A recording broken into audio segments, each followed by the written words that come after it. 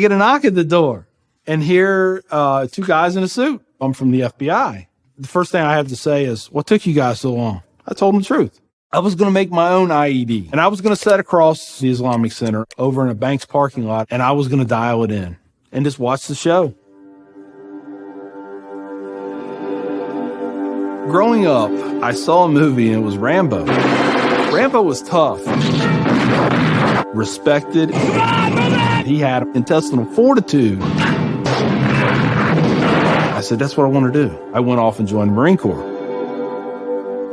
I wanted the action. The first time I got shot at, I remember looking at my watch and I says, man, this time last year I was in English class.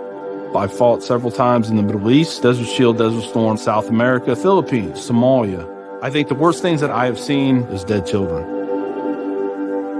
I had to suck it up. I had to be there for my guys. Each one of those teardrops stands for a confirmed kill. I stopped adding after 26. Where I was taught, Marine Corps, just own it and then let it go. But there comes a time when there's too much of that and you can't turn it off anymore.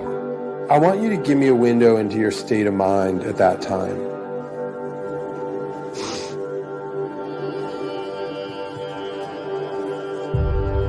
One time, my wife and I went to a DSW, and I saw in the distance these two women in black burqas in my store.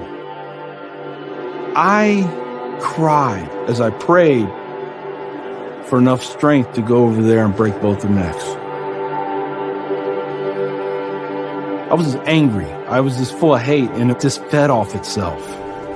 At that point, I was drinking a half gallon of vodka every 2 days.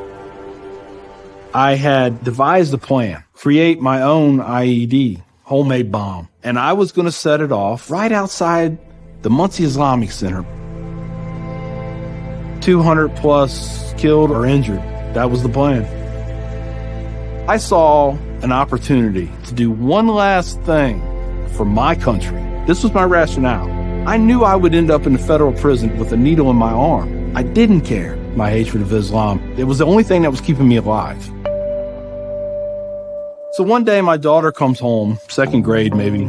She was telling me about this little boy who sat across from her. His mom came to get him. She said she had scarves on her and she had a dress all the way down to her feet and you couldn't see her on nothing but her eyeballs. At that point I snapped, started spewing things out of my mouth that should never be said in front of children or anything.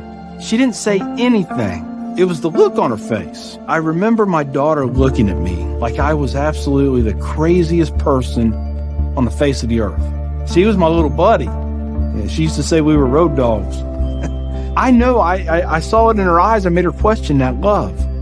And that's when the light bulb came on. I decided to give the people of this community one more chance. So I went to the Islamic Center, see a gentleman in the shoe room taking off his shoes. He looks at me and he smiles. He said, "Can I help you?" And I said, "Yeah, I want you to teach me about Islam." So he went and he gave me a Quran. "Read this. Come back when you have questions." So I did. And I would see things in the book. I'd be like, there it is. I got them right there. Explain that to me. And they would.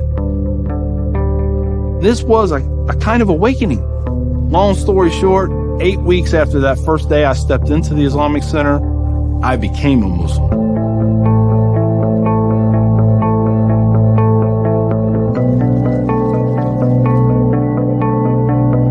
I'm a Muslim, a veteran, and a proud American.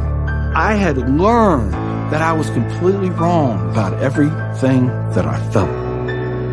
You know, Judaism had a message, Christianity had a message, Islam had a message. Funny thing is, though, it was the same message. It was about peace, and it was about love. Please join me in welcoming Mr. McKinney.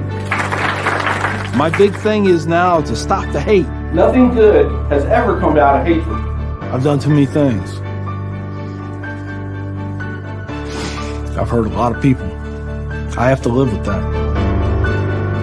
But if I can stop somebody else on the path of non-forgiveness, I won.